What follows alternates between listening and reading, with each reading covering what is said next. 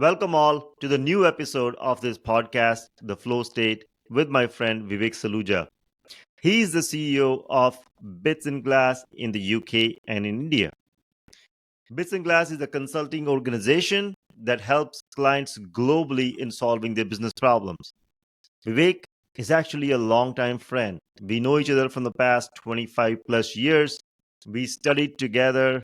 We were roommates in India and in the US before he moved to the UK. A lot of stories, moments, and history shared together. In this episode, we will focus on how he pushed his trajectory from being a technology consultant to founding a company, and now he's the CEO of a consulting organization.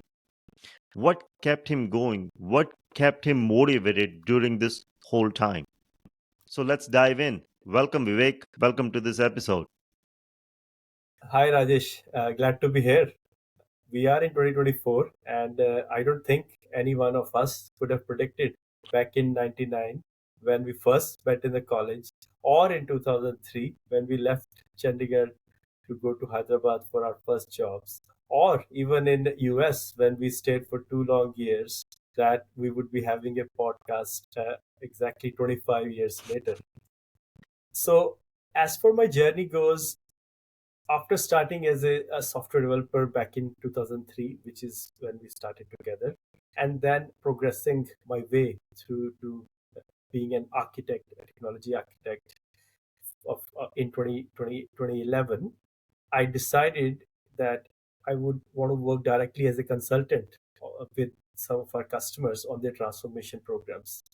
I did that for about 5 years, and then that's when I took the leap of faith with two of my co-founders to start my own consulting firm here in London and also in India. Yeah, totally. No one predicted that we would be doing a podcast together. One thing that I can see from your journey is that moving from one city to another, one country to another, and then moving among continents is not an easy thing. You have pushed your life towards a certain outcome. So that's great. So what was the specific point in that time that made you realize that I need to start my own company? Because that is the point that people would be looking for, or I would be looking for. So one thing I realized during my journey as a consultant is that when I was working directly with these customers, I was able to make a substantial difference to some of their key objectives which they were looking to Mhm. achieve when doing these programs. And while working there, I also worked with a lot of other software firms, and I always felt that they were not paying enough attention to the quality of work, trying to understand the customer pain areas, Mhm. demonstrating deep understanding of the customer's problems, which always left me feel wanted. That was the Mhm. moment, and I was always continuously in touch with my co-founders, and we kept exploring these ideas. And that was the point when we said, okay, we should take lead and try to Mhm. show how this can actually be done. And that was the moment when we said, let's start our own consulting organization. I know this was a tough first step. Were there any um, mentors or any influences that helped you get started? I did not have any specific mentors while running the company or before starting the company. However, I did have friends who were running Mm. their own early stage startups. A couple of them were based in India, one of them was based in UK, and especially the ones which were based in India, I would, whenever I would visit India, I would go to their office, and I used to like that whole feel and the fact that they were putting their Mm. efforts to make a difference. So I think the combination of my ability to make a difference, the fact that the current software organizations were not able to deliver the quality, and the motivation I saw by seeing my friends being able to deliver for some of their customers was the Mm. influence which helped me make the move. Okay. So once you started on this path, I'm sure there were like a million challenges, right? What were something earlier ones that were always giving you some doubts, but somehow you just push through? So, one of the things as a co founder is that you're never short of challenges and you get a wide range of them as well. So, they could range from to begin with finding the right co founders, having the right set of team members, and they go all the way to convincing your first customer to trust you for our very first project. And I still remember how I convinced one of my first co founders. This was, I think, 2016. We met. Mm. I was on my way back from Delhi to London, and I asked him to come for a day, and we met at the Delhi airport. We spent almost the whole day, and I was trying to explain him the plan, trying to give him the confidence that we could do this. And then during the day, I felt that a couple of times that he wasn't getting convinced, and this idea was losing steam. But ultimately, Mm. by the end of the day, I think we were both convinced and we wanted to give this a push. So, it was quite a bit of a challenge. If I talk about the first hire, I literally recruited the first hire myself. This started with me posting the job, sifting through all the CVs, going through the candidates, and once I narrowed down on the first one, having a 1 hour call, a detailed pitch to explain where we want to head, what's our roadmap, what do we want to do, it was insurmountable. Today, if I sit back and reflect on it, it was, I couldn't do it today. And then Mm. there were other challenges when people wouldn't turn up to work even though they had accepted to join, because they would just develop cold feet, or they just found another job which they like much more, or a bigger organization. The other challenge, like I mentioned, the first client for every startup, that is the Mhm. critical moment. I had Mhm. known this customer for a very long time. I had been working with them, but for them to trust us as an organization, although the individual trusted us, but for them to convince their higher management, because they had concerns on our stability, our ability to scale, and so many other things. It was a series of meetings for weeks and weeks before we finally convinced them. Yeah, hearing this makes me feel like you think people needed to take a leap of faith with you, with your vision, with your plan, right from hiring or joining you as a co-founder or even your first client. It seemed that someone needed to take the leap of faith, right? Absolutely. And you got to do your very best for them to be able to convince to take that leap of faith as well. Totally. That's how I feel. Sometimes when you're starting something new, you need to take a leap of faith, just like what we are doing together, right? We are trying to take a leap of faith and trying to come up with something that can help others get motivated, get inspired to take the next step. And if someone were to wait for that moment to come, you would never start, right? So thinking more about startups, I think that there are three different stages. One is 0 to 1, when you do put something on together, deliver something to your clients. Next stage is Mhm. 1 to 10, which is where a lot of growth happens. And 10 to 100 is how I view this as a like a scaling game, right? So you started the company, now you are between 1 to 10 stage where you are getting more clients, getting more employees. What was on on the hindsight, or even if you want to tell how you were feeling at that time, that's perfectly fine. What was the thing that kept you going?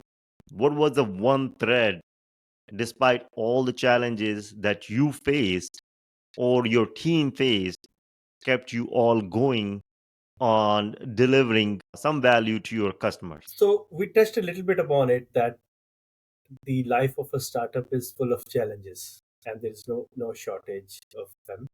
And you Yep. always end up with moments where there is a lot of demotivation within the co-founders or within the larger Mhm. team, and due to different reasons, and the reasons keep changing, like I said. And at one point we went through a very deep stage of existential crisis, where we were like, where are we heading? Are we getting into Mhm. the direction which we set ourselves to be when we started? And this kept on for going for a few weeks. We still had projects going on, we still had sales cycles going on, but deep inside we were going through that question of, is this something we want to continue? And that was one of the days when we received an email from one of our customers highlighting how a small team which we had put on their project had made Mm. such a huge difference to their project that even their exec team has taken note and are talking about our organization. And as we were reading that email, we were incidentally co-located at that time. Suddenly, I could see all of our worries started to evaporate, and there was a Mm. sense of energy within the room. And that was that moment where when we realized that really it is the customer success, that is the dopamine which is driving us, and that's what we were all yearning for. And even till today, that is what we continue to strive for every single day of running this company. Yeah, you know what? I can feel that.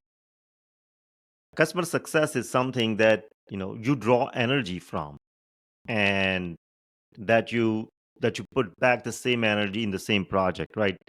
In fact, even Jeff Bezos says that, or said that to his team, that customer is the number one priority, and they sometimes do have an empty chair in their offices, in their meetings, so that they're always focused on customer every single time. I think another thing that you mentioned was very interesting, was that customer success as a dopamine, right? You feel that.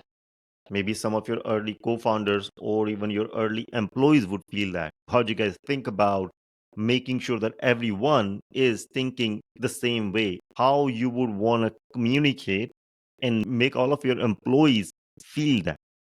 How do you go about that? Yeah, no, that's a very good question. And this is something we were actually quite conscious of, as we had seen Mm. some of our competitors struggle with the same issue. Because obviously, at the beginning, once you have you and your co-founders, you can have that mission, but as you scale, you are bound Mhm. to have people who may not necessarily align or do not understand. So our approach to that was, in the beginning we tried different options. We created a training program. We introduced into our joining formalities. We would run sessions, but you can only do it up to a certain scale. That's when we decided to make it a part of our core values, which are very famously known within the organization with an acronym T2L2C plus. And what it means is T2 stands for team and trust, L2 stands for learning and leadership, and C stands for customer focus, because customer focus cannot stand on its own. It has its foundations, which lies in a strong team, which trusts each other, has a very strong leadership, and is ready to learn at each and every step of the way. All this combined is what leads to customer success. So once we incorporated that into our core values, we then made sure that in every global meet which we have, they are called out. Every new member which joins the team, they know about it. When I write my monthly newsletter, they also go into that. So it's a long drawn effort to make it a natural part of the process of the organization. Yeah, that sounds like a training a team for a sport, right? Could be cricket, could be football, could be Mhm. soccer, that everyone needs to be aligned with that, mission, vision, how you all think about delivering value to your customers, to people. Thinking more about the analogy of a team, a lot of things happen in a team when you are trying to win a game, a lot of setbacks. Or was there any setback that you think would be good to reflect back on?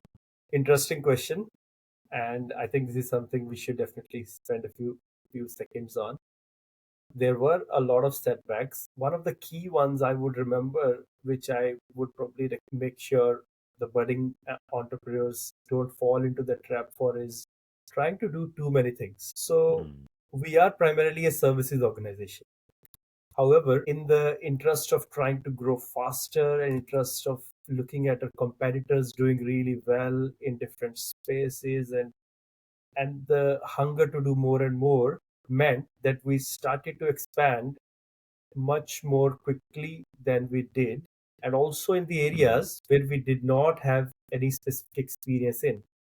One of the example is trying to build a product. We tried to build a couple of products which we thought we could sell in the marketplace because there was a need. However, us not being a product company meant that we were not successful in building those products. Now, even that is okay. However, the biggest Mm-hmm. challenge was the fact that distracted us from our core goal of delivering quality services to our customers. And when we started to get distracted from that, we could see the results of that on our experience with our customers. So I would say that the fact that trying to do too many different things would be one of the setbacks we had, and we learned from that experience. When did you guys recognize that, yes, we have been trying to build a product and that is affecting our customer service? Was it a failure in a delivery or something else? Yeah, so we continued to build a product, and we hired Mm-hmm. a sales team just to sell the product, and I was spending more time on building the product and selling the product rather than trying to service our customers. And right in the middle of that, a customer escalation happened, and and the culture we were trying to set up was of being a very proactive organization so that there are no escalations. And the moment that escalation happened and the same customer called me, and I reflected back to see that, okay, looks like we have gone too far on the other path, which we shouldn't Mm-hmm. have. And that was the time we regrouped and we said, we got to make sure that we focus on our core goal, core purpose. We may still come back to do product development, but we're just not there yet. Yeah, yeah, no, totally. I think it's always good to come back to the core principle that you all agree upon. Look, I have learned a lot in our conversation right now. One question that still comes to my head is that 90% of the startups actually fail. They don't make it to the next step. Given you have, founded an organization, built it up all the way, what advice do you have for the founders, builders, operators at this point in time from your vantage point? Is there any core message that you want to deliver? There are a lot of thoughts going on in my mind right now. One thing I would like to Yeah, I can feel that.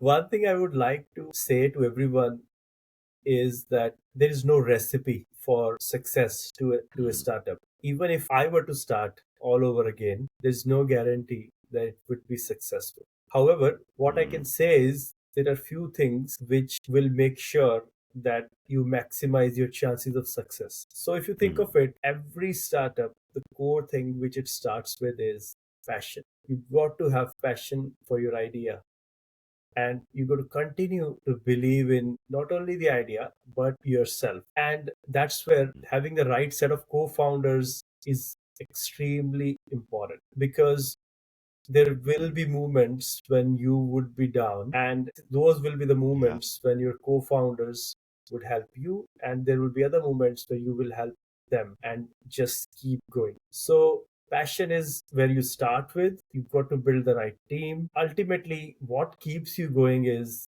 the discipline, the rigor of running an Mhm, organization. You got to keep the discipline on. If you got to do something, you got to do mhm. something.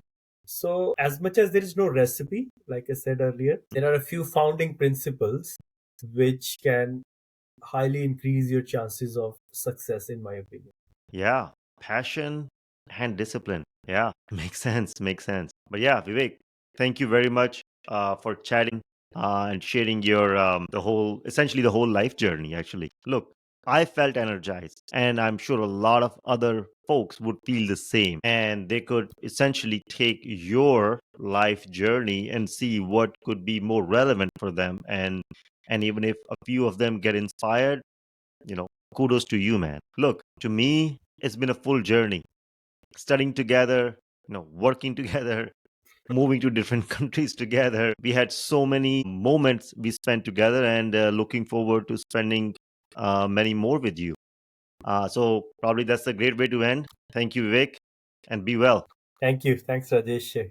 Pleasure to have this podcast with you.